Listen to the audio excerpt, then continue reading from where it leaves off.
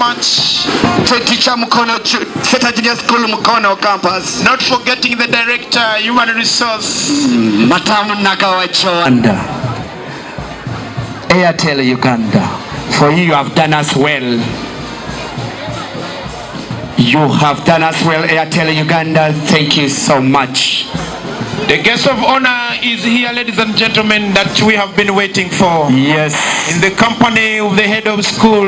Yes. Reverend Sister Nam. There they go. There they go.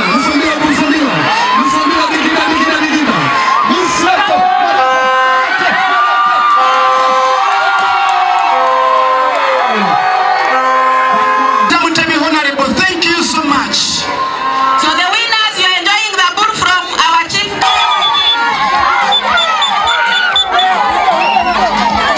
Now join us. Mufumbiro, join us.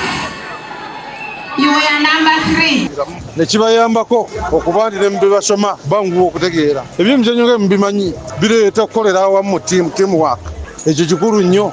Ensi yaffe no gye tuyitamu erina ebisoomooza bingi. Buli muntu abeerawo ku lulwe naye kati abaana nga bano olaba nti bwe bajja mu kisaawe nga balina bye bakolera awamu bakula bakiyize bakula bakyagala ne kibayambako okufuna enkolagana ne bannaabwe mu buli kye baba bakola. Omuntu n'atabeera bw'omu ebireeta oluusi selfishness mu bantu. Omwana aba yakyambako ne munno omupiira mu kisaawe obanga baddukirako mu ttiimu emu ne bwe bakisinkana awantu wonna babanga ba Luganda kuba ebintu ebyo bibaleetera okukolagana n'okuwuliziganya. Naye ng'ekikulu mu byonna nti bwe tutuuse ebyemizannyo bikuze nnyo mu nsi yonna. Bino ebintu ebikozesebwa mu byemizannyo biri ku buseere. Oyinza okusanga ng'omuntu okugula engatto esambirwamu omupiira mitwalo 15 kumpi egyo $50 50. Gino emijoogi gye mulaba abaana gye balimu olwaleero giri wakati w'emitwalo 25. N'olwekyo ekyo kiva ku misolo egibiriko. Naye bwe tuba tutegedde nti ate ebyemizannyo ddagala lyennyini eriyamba ku bulamu bw'omuntu mu kifo ky'okulinda okujjanjaba oba oggula eddagala. Ate amanya nze Sister Namara Crispina, head teacher Seta Junior School Mbarara.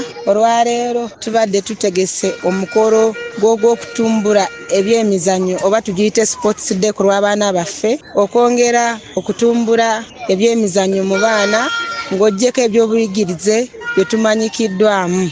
Era tubaddeko ne houses nnya ezikompitinze olwaleero era n'abawanguzi abasumuse ku bannaabwe ne baweebwa ebirabo n'abaana abalala.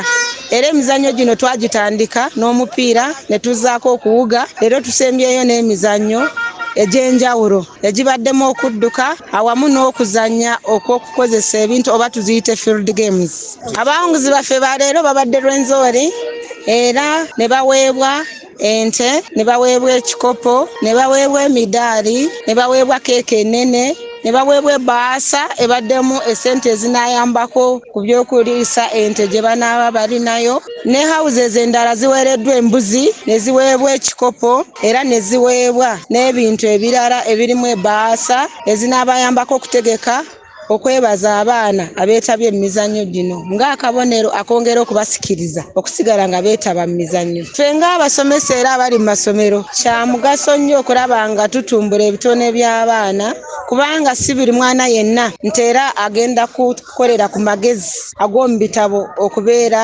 ow'amaanyi.